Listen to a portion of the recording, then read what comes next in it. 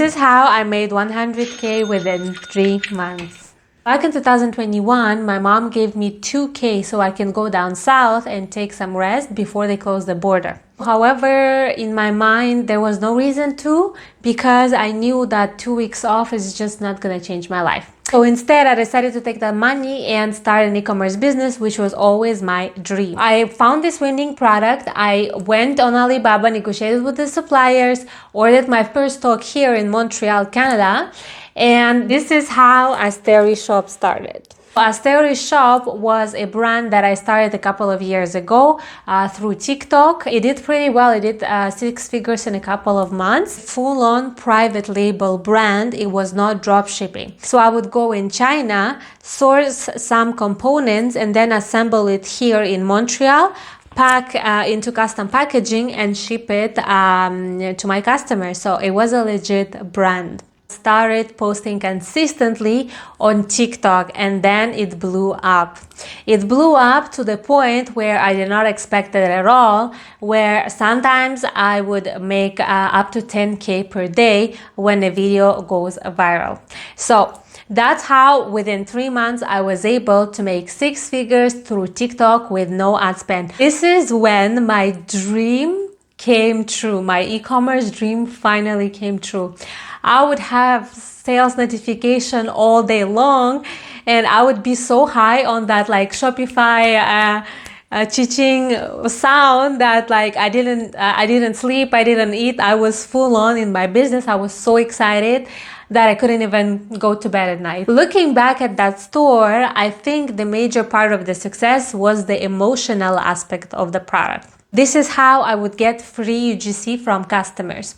So my store had a very strong emotional connection with people because it was there to make women feel safe. I literally had customers sending me DMs, and we had very deep conversations about what happened to them, how they were the victims of attacks, how my products make them feel safe. They were super grateful. They were doing the unboxing videos themselves and sending it to me without me even needing to ask anything, just because they like the idea of this company trying to make women feel safe.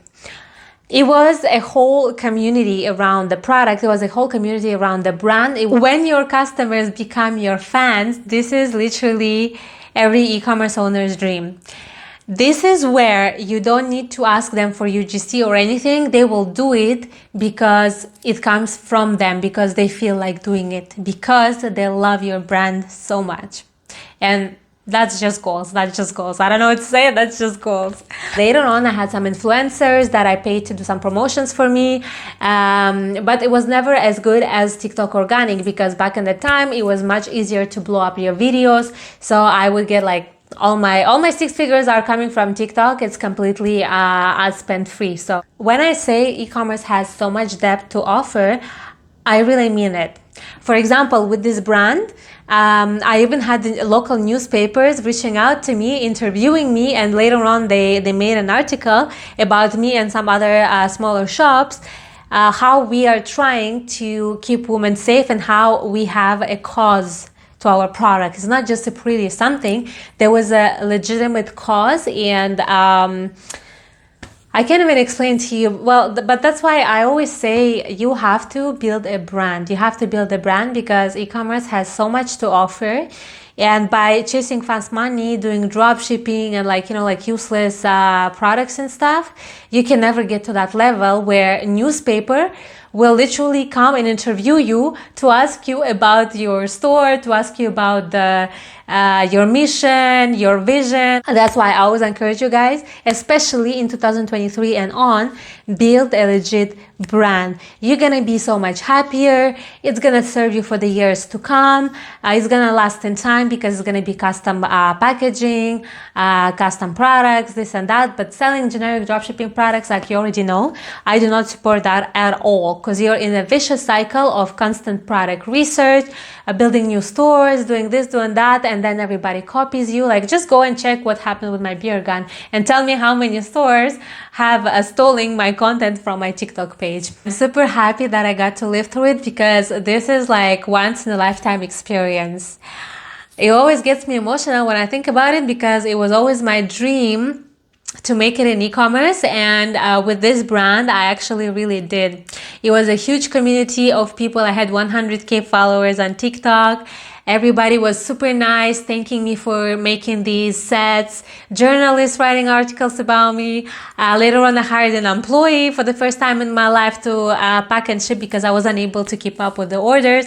It was next level, and all of this with zero ad spend, so my margins were 70%. Like, it was just paradise on earth. Next brand I'm gonna build is going to be something also super emotional, and this is where the real happiness is as a business owner, when people thank you for doing what you're doing, which is, in my case, it's my passion, it's my life purpose, e-commerce. So like, I don't know, can you be happier? Like, I don't know. I don't think so, honestly. That was the top of the top. But anyways, this is one of the most important criteria in your product research. Despite TikTok generating millions of views, no company can function solely on organic traffic. And when it came the time to start doing the ads, I couldn't, because everything would always get rejected by Facebook, Google. My advice to you, if you're building a legit brand, make sure that your product is eligible later on for the advertisement, even though you're starting with organic content. Because if it's not, it's like a dead store, a store that has no future, because you will not be able to ever scale it and get it to a certain consistency level. TikTok is super inconsistent. One day you get 50 million views, another day you get 100 views. It's always like ups and downs, and this was very mentally challenging. Me and my friend, we would always like cry one day out of two.